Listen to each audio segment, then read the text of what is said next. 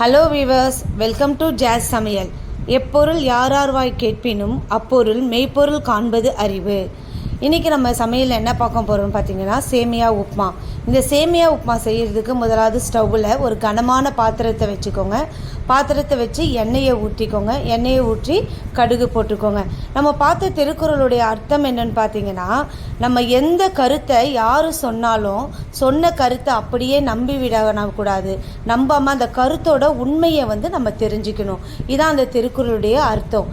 கடுகு பொரியணும். கடுகு பொரிஞ்ச உடனேயும் கொஞ்சம் சுற்றி நல்லா கடலைப்பருப்பு சேர்த்துக்கோங்க.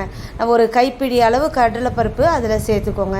கடலைப்பருப்பு சேர்ந்து கடலைப்பருப்பும் நல்லா கொஞ்சம் செவந்து வரட்டும். நல்லா கொஞ்சம் கலரி விட்டு அது செவந்து வரணும்.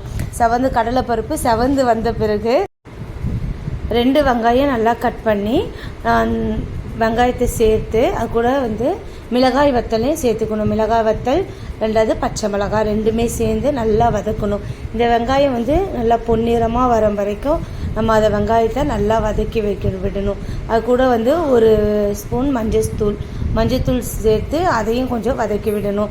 மஞ்சத்தூள் சில பேருக்கு சேமியா வெள்ளையாக இருந்தால் பிடிக்காது. அதனால தான் நான் கொஞ்சம் மஞ்சத்தூள் சேர்த்துக்கிறேன். உங்களுக்கு வேணால் மஞ்சத்தூள் சேர்க்காமலே நல்லா வெள்ளை கலரில் நம்ம சேமியாவும் செஞ்சுக்கலாம்.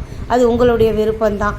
அதுக்கப்புறம் மீடியம் சைஸ் ஒரு தக்காளி எடுத்து சின்னதாக கட் பண்ணி அதையும் சேர்த்து நல்லா வதக்கிக்கோங்க. தக்காளியும் கொஞ்சம் வதங்கணும். வெந்து வர அளவுக்கு தக்காளியும் நல்லா வதக்கிட்டு நம்ம இந்த சேமியா எவ்வளோ சேர போகிறோமோ அதுக்கு தேவையான அளவு உப்பு சேர்த்ததுக்கப்புறம் எந்த அளவுக்கு நம்ம சேமியா எடுத்துருக்கோமோ அதுக்கு ஏற்றவாறு என்ன பண்ணிக்கணும், தண்ணியும் சேர்த்து நல்லா கொதிக்க விடணும். தண்ணி சேர்த்து ஒரு தடவை கலரிக்கோங்க.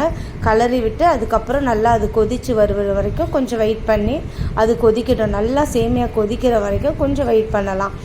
சேமியா நல்லா கொதித்ததுக்கப்புறம் பார்த்திங்கன்னா நம்ம எடுத்து வச்சுருக்கிற எல்லா சேமியாவையும் எடுத்து இந்த தண்ணியோடு ஆட் பண்ணிக்கலாம்.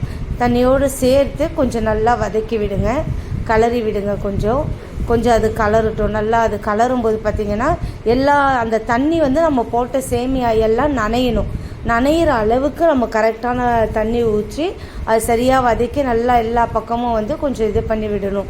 விட்டதுக்கப்புறம் பார்த்திங்கன்னா நம்ம ஸ்டவ்வை கொஞ்சம் சிம்மில் வச்சுக்கணும். ஸ்டவ்வை சிம்மில் வச்சுட்டு அது வெந்து வர அளவுக்கு கொஞ்சம் அதை நல்லா கிளறி விடுங்க. எல்லா பக்கமும் வேகிற அளவுக்கு அதை கொஞ்சம் கிளறி விடுங்க. இல்லைனா பார்த்திங்கன்னா கீழே இருக்கிறதெல்லாம் சீக்கிரம் வெந்துடும், கொஞ்சம் குழஞ்ச மாதிரி ஆகிடும். அப்படி இராதபடிக்கு நம்ம என்ன பண்ணிக்கணும், அதை எல்லா பக்கமும் கிளறி விட்டு கொஞ்சம் அதை வேக வச்சு எடுத்துக்கணும். அந்த தண்ணி நல்லா சுண்டி வரட்டும். தண்ணி சுண்ட அந்த சேமியா அதிகமாக தெரியும். நம்ம போட்டதை விட கொஞ்சம் அதிகமாக தான் சேமியா வரும். அப்படியே சேமியாவை நல்லா கலரி அந்த தண்ணி கொஞ்சம் நல்லா இன்னும் கொஞ்சம் இதுவாகட்டும். சேமியா கொஞ்சம் தண்ணி இருக்குது, அந்த தண்ணியெல்லாம் இன்னும் கொஞ்சம் சுண்டி வரட்டும். நம்ம கொஞ்சம் கலரிக்கிட்டே இருக்கலாம். இப்போ பார்த்திங்கன்னா சரியான அளவுக்கு வந்துருச்சு சேமியா. தண்ணியெல்லாம் நல்லா சுண்டிடுச்சு. சரியான அளவுக்கு சேமியா வந்திருக்கு. இந்த நேரத்தில் என்ன பண்ணலான்னா இன்னும் ஒரு தடவை அதை நல்லா ஃபுல்லாக கலரி விட்டுக்கலாம். கலரி விட்டுட்டு சேமியா சாப்பிட்ற அளவுக்கு நல்லா பல பலன்னு வந்துச்சு. உங்கள் வீட்லேயும் நீங்கள் இந்த சேமியாவை செஞ்சு பாருங்கள். Thank you viewers.